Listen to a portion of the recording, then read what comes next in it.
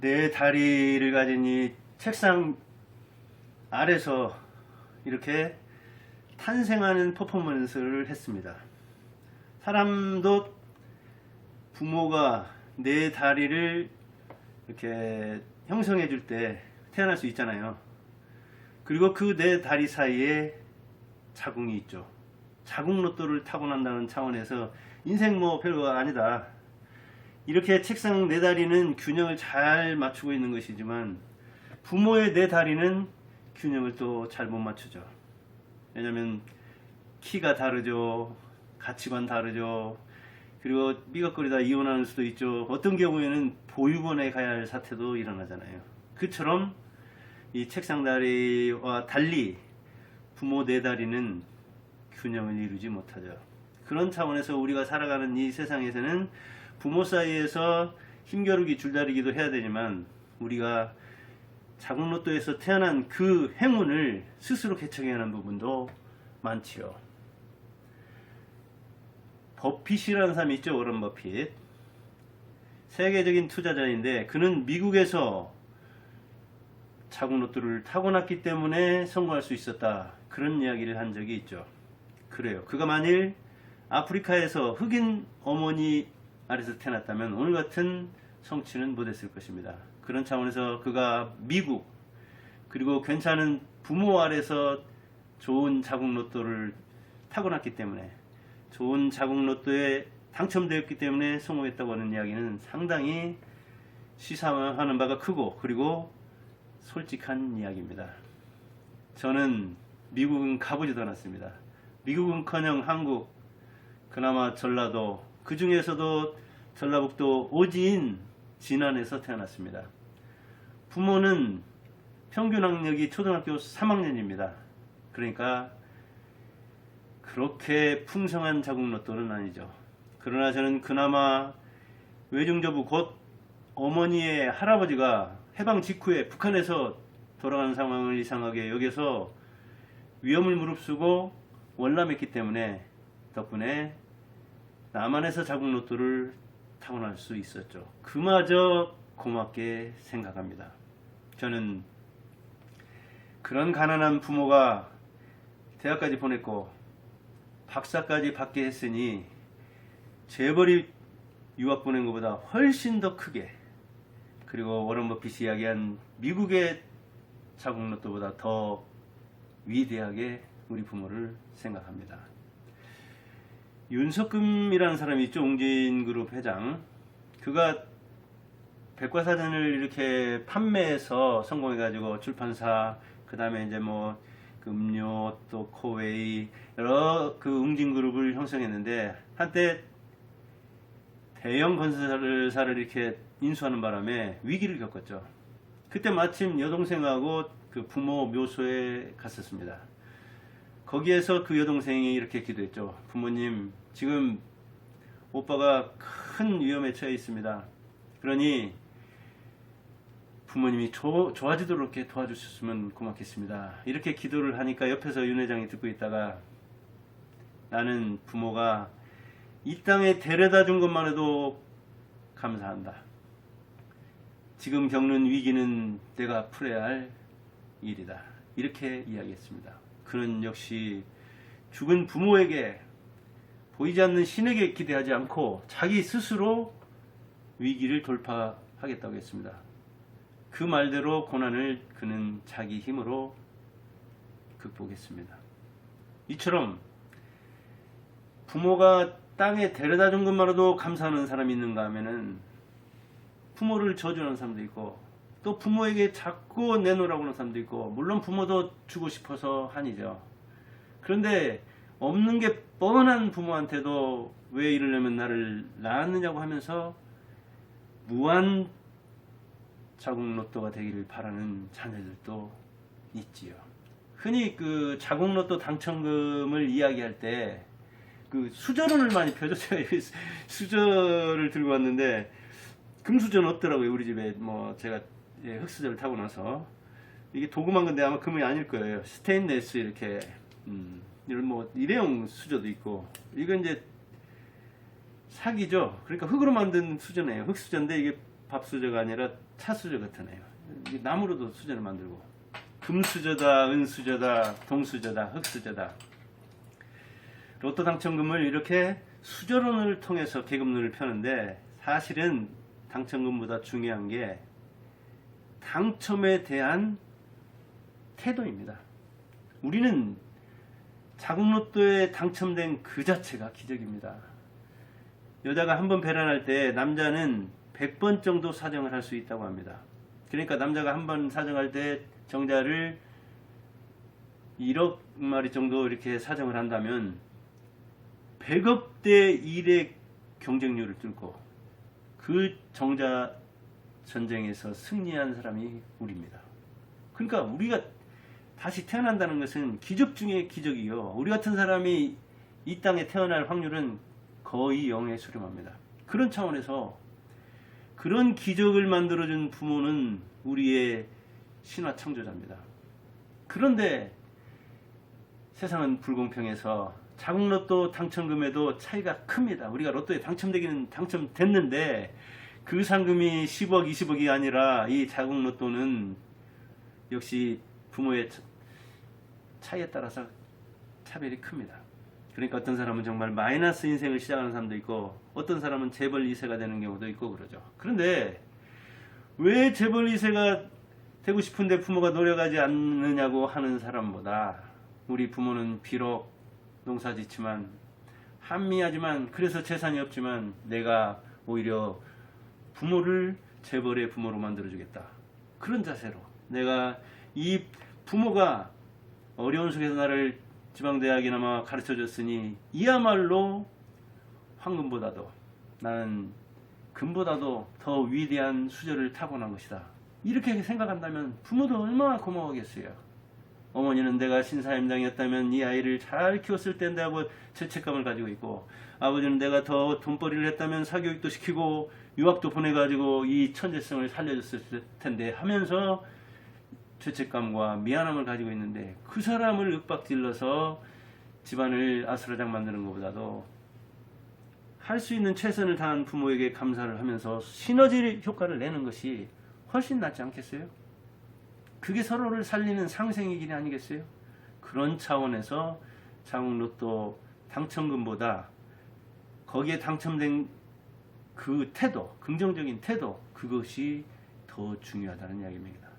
근데 부모들은 그 치열한 경쟁률을 치르게 하면서 임신한 순간부터 어떻게 하면 자녀를 잘 키울 것인가, 그리고 새 식구가 늘어나는데 돈벌이는 또 어떻게 더 할 것인가, 그리고 이름은 어떻게 지어가지고 이 아이의 앞날을 나보다 더 낫게 만들 것인가 고심하고 또 고심했잖아요.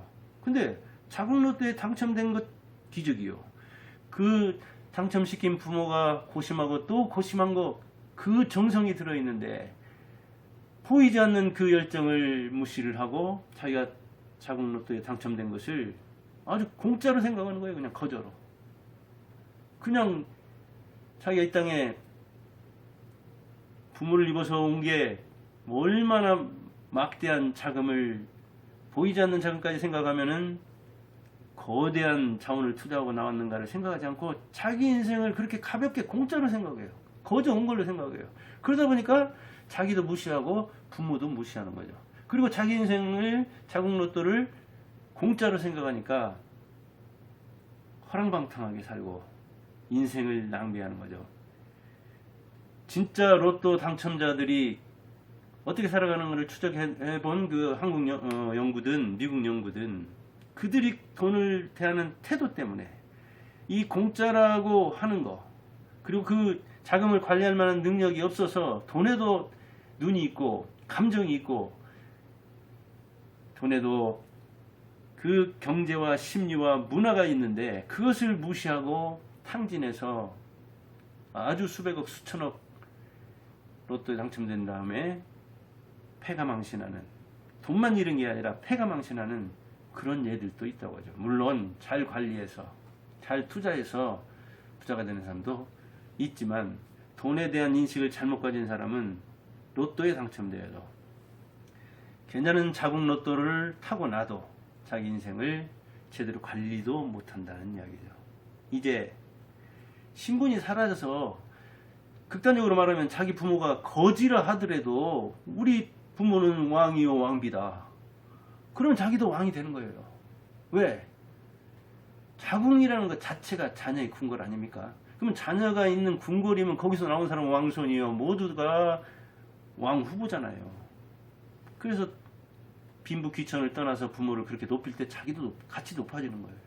그런데 상대도 기분 좋고 나도 기분 좋은 그 길을 가지 않는 사람들도 있죠. 그것은 자기를 낮추면서 상대를 낮춰가지고 상극의 길로 가는 것이고 결국 가와만사승이 아니라 집안이 시끌시끌하고 갈등의 도가니가 돼가지고 슬프게도 살인사건을 분류해보면 가족 간 살인사건이 무려 34%나 됩니다. 2017년 경찰에서 범죄 통계를 낸 데서 인용하는 겁니다. 그리고 타인이 살인한 사건은 15.7%로서 가족 간 살인보다 반도 안 돼요. 이걸 보면 우리 서로 사랑해야 할 이 가족, 서로 애틋하게 생각해야 할 가족이 얼마나 망가졌는가를 알 수 있죠. 그것은 금방 우리가 자궁로또를 타고 온 자기를 생각하는 것과 그 자궁로또의 기적을 마련해준 부모를 자기가 어떻게 보느냐에 따라 달라지는 거죠. 그러니까 부모는 자녀관이, 자녀에게는 부모관이 그 가정을 어떻게 만드느냐 하는데 매우 중요한 거죠. 그런 점에서 인식이라는 것이 이 보이는 돈보다 어딘가 신문인가 제가 책을 읽은 데서 보니까 우리는 뭐 북유럽 이야기를 하는데 우리나라 사람들이 이 아주 강력한 물질주의를 가지고 있더라고요. 뭐 돈이 최고라는 인식이 뭐 55%라나? 근데 저쪽 그 북유럽 사람들은 돈이 최고라는 인식을 뭐 5%라던가 이렇게 인식한다는 걸 제가 정확한 인용을 못 하는데 읽은 적이 있어요. 그 이야기는 뭐예요? 우리나라 사람, 북유럽 사람보다 돈에 대해서 10배나 의미를 부여하면서 그 물질에 10배나 몰입하면서 다른 걸 이렇게 북유럽 사람처럼 생각해요. 요즘 뭐 북유럽 스타일 교육에서도 많이 이야기하죠. 핀란드 교육에서도 이야기 많이 하죠. 아니 다른 게 다 다른데 무슨 교육만 갖다가 그거를 뚝 띄어가지고 핀란드식으로 스웨덴식으로 할 수 있습니까? 부모에 대한 인식은 그러지 않으면서 물질에 대한 인식은 그렇게 차이가 나는데 바로 서로 기대하는 사람은 실망하기도 큰 거예요. 그런 차원에서 갈등이 심해질 요소가 있어요. 얼굴은 그래서 두 얼굴도 하고 있지만 이 표면과 이면을 보면은 10얼굴, 100얼굴도 할 수 있는 거예요. 가족 4명이 살지만 그 4명이 얽히는 관계라는 것은 아주 복잡해질 수 있다는 이야기죠.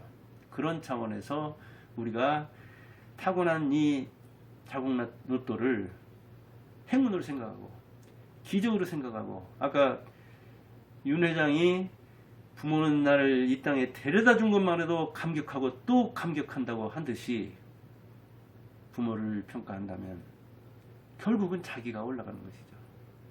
어떤 사람은 입만 열면 부모를 원망하는 사람이 있어요. 저도 물론 한때 부모를 원망한 적이 있어요. 이건 부모 컴플렉스이기도 하고 탄생 컴플렉스이기도 한데 제가 이렇게 시골서 고등학교까지 쭉 나와가지고 전주다 그리고 이제는 전국적으로 어찌 보면 국제적으로 이렇게 생각하면서 참 괜찮은 부모를 만났으면 나도 평탄하게 성공했을 텐데 하는 그런 생각을 한 적이 있어요. 철이 없어서 그런 측면도 있고 제가 세계를 잘 몰라서 그런 측면도 있죠. 그리고 저를 과도평가하고 부모는 좀 과소평가해서 그런 측면도 있죠. 근데 살아보니 무슨 된장이니 고추장이니 무슨 국장이니 대통령이니 별거 아니더라고요. 뭐 제가 사실은 자기 자녀나 부인이나 부모 자랑하는 사람 분수라고 하지만 우리 부모가 살아간 길을 생각하면 저는 무슨 장인의 이런 사람들 그렇게 높이 보지 않습니다. 그 삶의 태도를 보고 그러는 거예요. 그 언행 일치를 보고 그렇게 판단한 거예요. 그래서 지금은 감사한다니까요. 그리고 로또 당첨금을 늘려가지고 이 자궁로또에 여러분들을 초대하는 겁니다.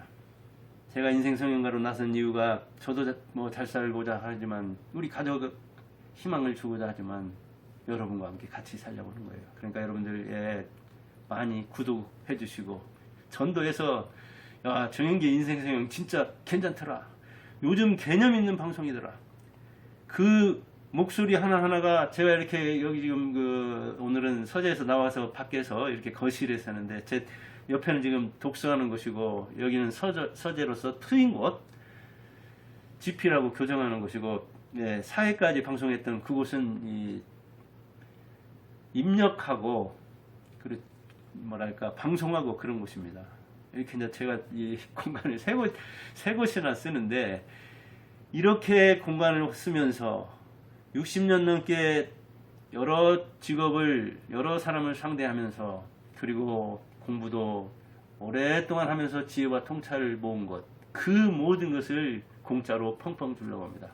그러나 그게 공짜라고 생각해서 아까도 얘기했듯이 로또 자금을 공짜라고 생각하면 자기 인생이 문제가 생기고 또 로또 탕진하기 쉽다고 했죠.